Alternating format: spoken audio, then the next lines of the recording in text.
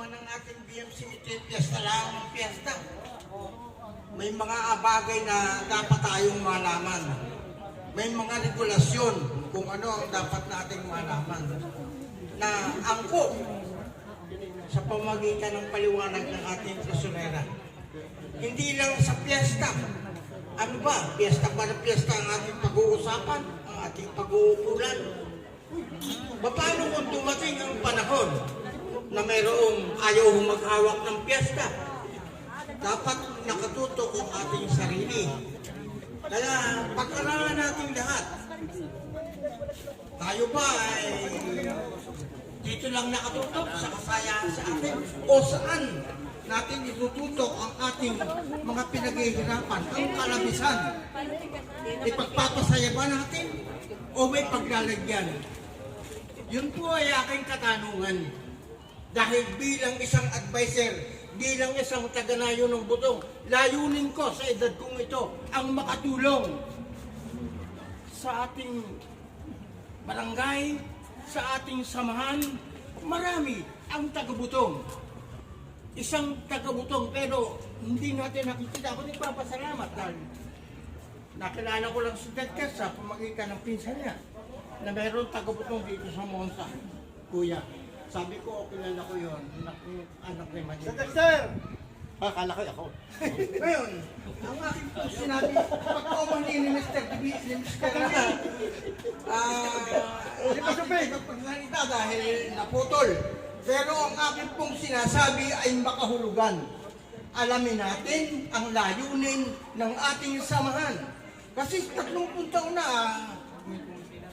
tayo ang nagkakasama-sama dito. Pasalamat at may mga bagong bukla na naakay ang ating bagong pamunuan.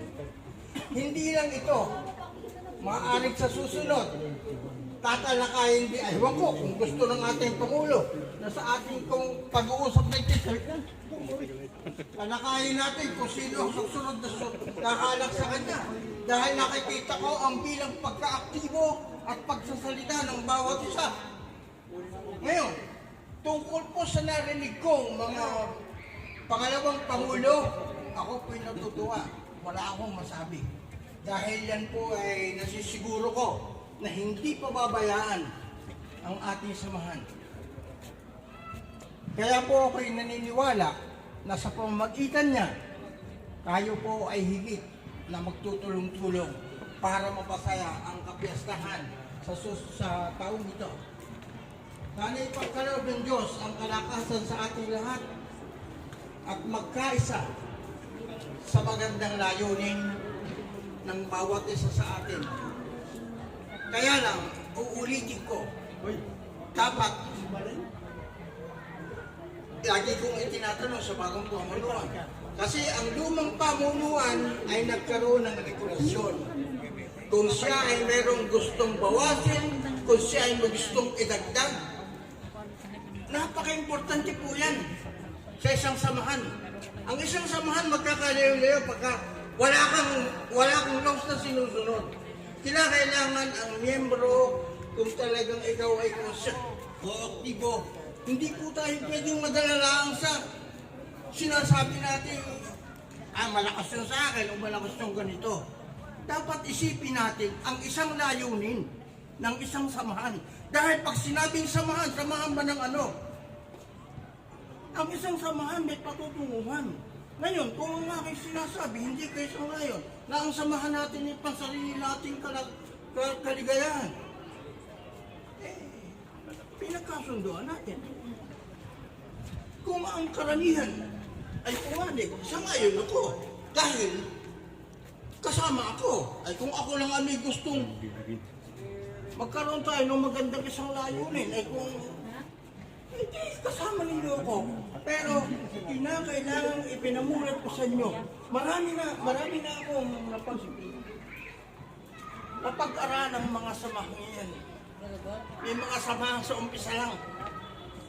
Ang butong, bata pa kayo, punong-puno ng kapisanan, punong-puno ng maglalaro, iba't iba. Sa umpisa, Ang daming mga kapisanin yan, defenders, beachers, mga spotter, mga... Ang dami. Ngayon kabataan, pero nawalang lahat.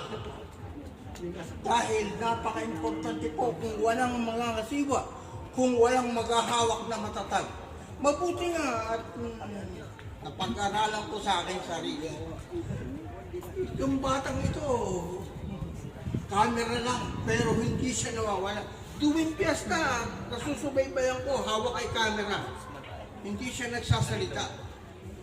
Kaya nung sabihin ng magbutuhan, naisip ko, ito'y aktibong bata. Kabataan, maganda. Sana tutoy pagpatuloy mo na tumagal ng 30 taon ang iyong 30 taon to tayo. sana 30 taon. Ilang taon ka na magmamahal ako? dahil napapaligaya yung lahat ng alam nyo, ang masasabi ko sa inyo, huwag namang ikalalaki ng batang ito.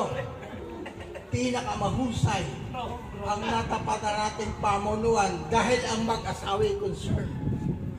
Mahirap ang maghawak ng pamunuan. Ang asawa mo mayamuti ng ulo, hindi mo kuloy. Ay sila. Talagang bilib ako. Purihin ng Diyos sa inyong lahat at magandang hapon sa ating samahan. Salamat po. Salamat. Sana, kalimutan